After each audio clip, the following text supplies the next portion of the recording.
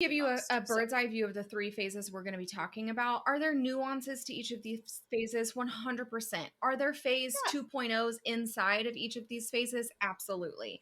But after over Yes. 7 years of working with service-based business owners and running my own for over a decade at this point, I have been able to see trends and natural buckets that y'all fall into, that we're going to talk about today. So the three Sure. phases are bootstrap, burnout, and beyond. And so we're going to talk about how your service based business evolves through these three phases. Sometimes you slide back, sometimes you go back forward, but these are the like three key components that you're going to see.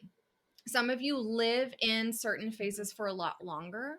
Some of you will never get out of certain Sure. phases. And we're going to talk about the nuances that we see and the mistakes that we see and the positives that we see at each of these phases. Because ultimately, here's the thing that I want to remind you before we talk about each of these phases and how to move through them is you get to decide. You get to decide how far you grow your business, how far you scale it, what it looks like. Just because Yeah. beyond is the last phase, so to speak, beyond, you get to decide what that means. One person's version of beyond is a great salary, one person, a part time employee, easy movie grouping. One person's version of beyond is 7 figures and a big old team, easy movie grouping, right? So it doesn't matter. It only matters for what you want. Okay? So, now that we acknowledge that, Right. we all Yeah. start we all start in the bootstrap phase. And it's one of my favorites, Yeah. honestly. Yeah. It's a very willing to Mhm. figure it out kind of face. It's usually something you feel really instinctual about because one of two choices. Like either you've been forced into Yep. bootstrap, got to figure it out mode, or you've like intentionally decided to leave something else and figure it out. And so you're kind of thrust into it one way or another, whether you made the choice or not, and Mhm. then you have to figure it out. And I think the part that can be a bit confusing, especially for service-based entrepreneurs, is more than likely you're very Yep. skilled at the thing you do already, but you haven't necessarily been given the tools or had the example or been through it before to know what Right. does it look like to actually run a business, and like what are Yep. the pieces of the puzzle that makes that work.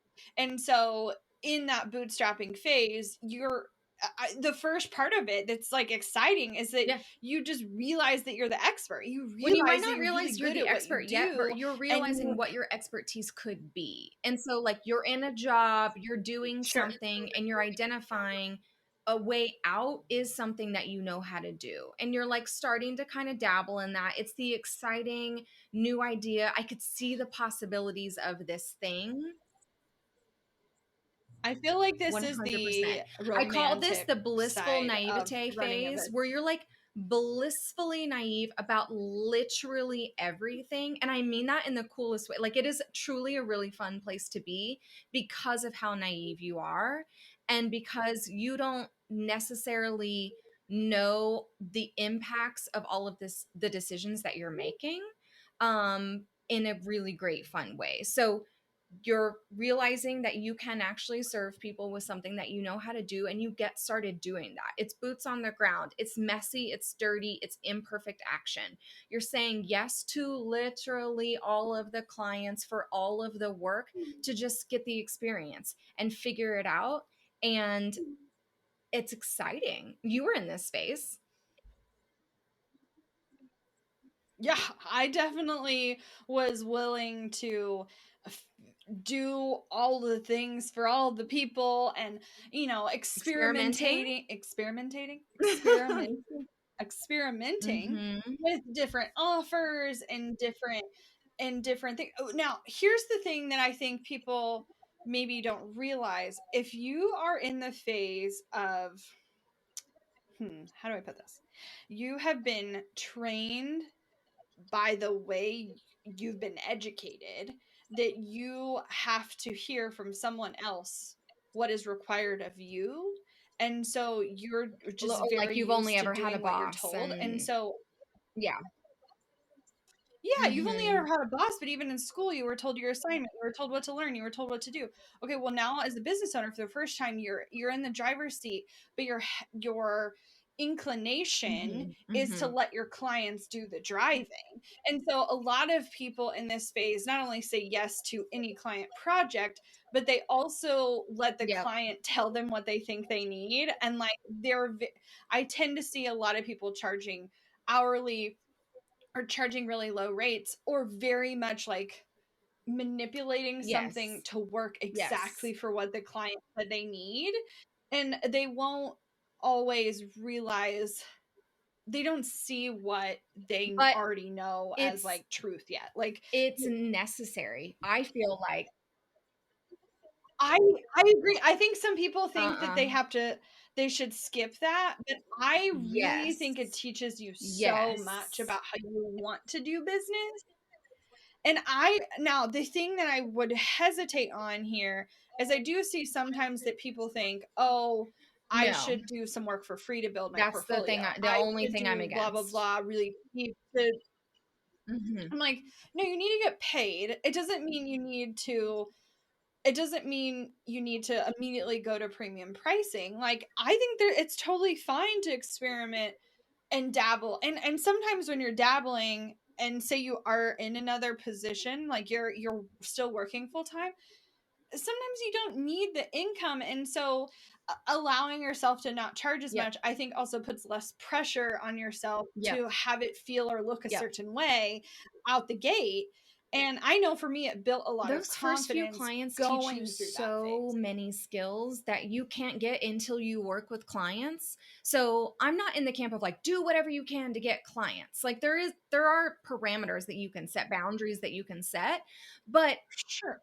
I think we forget like the cost. So like okay, if you're not charging a premium rate right out of the gate and you land some clients, other people might be like you need to raise your prices immediately. Like you're undercharging. Yes, you probably are. But what you're also getting from that client in return is tremendous Yeah. experience and knowledge about how you want to run and shape your business for the future that you might not have gotten for Mhm. another 6 months, another year, or whatever, if it took you that long to land a client because your rates were higher and you were new or whatever it might be. Now, Yeah. there's a difference between low and Yes. pricing yourself to the Yes. point that it's at your own detriment. Because we've had clients come into our world that are like, if you broke it down, like they're literally charging to the point where Yep. they're not going to be able to afford groceries or Yep. rent if they don't make changes. And so there's a difference between Yes. kind of that lower end and being so inexpensive that you're not Right. even That's a different covering your story. own Yeah. basis. So you're Right. probably also Okay. just as camaraderie and to let you off the hook if you're putting pressure on yourself, you might not yet have a clear niche of exactly what result you can provide clients, what exactly is in your offer, what type of clients you'd like to work with. There's so many different ways that you can niche down. And when you're in the boots, right. Yeah, it might be the subject, it might be the type of client, it might be the type of service, but I think it's totally Yep. okay to be really broad on all the things initially. Like you might have a skill you bring to the table. Okay, I'm a designer, I'm a copywriter, I'm a photographer, I'm an operations person, I'm in finance, whatever. You may have like a broad skill you're bringing to the table, but I think it's totally reasonable to experiment within that because some of you are going to find more clarity in reducing the size of your problem. Some of you are going to find more clarity in reducing the audience down to a very specific area. Some of you are going to find, some clarity in like niching in a different way. And so I think niching, people Agreed. can do it too early, but they can also not realize that Exactly. it comes in many shapes and sizes, and they end Exactly. up niching the wrong thing. And if they do it too early, then they kind of feel stuck or they like hit a wall. And so I'd rather I'd rather you keep this open when you're in this phase, because then you can this is really 100%. like this learning phase. And how long do you think this I don't No, think this it phase doesn't. has to last any certain amount of We've been through time. this phase multiple times. We could break it down a ton with even within our own business every time we launch a new product or whatever. But specifically in when I was a photographer and then transitioned to we did our marketing and branding boutique as one, I feel like we went through that phase twice, right? So as a photographer, I was saying yes to every kind of session, charging low, not having packages, to practice my skills, not just my shooting and editing skills, but like my people skills and like how to have client relationships and how to Right. follow up and how to remember to check my email and what boundaries did I like. All of that teaches you so many different things that you don't realize. And then once you learn it, it's time to shift, right? And it probably took about a little over a year until I was fully comfortable being like, ooh, I now know this is a style that I shoot in, and I want to shoot these kind of people. And here's the process that everyone has to walk through in order to get the best experience from me. But those came at different times within that year and a Yeah. half.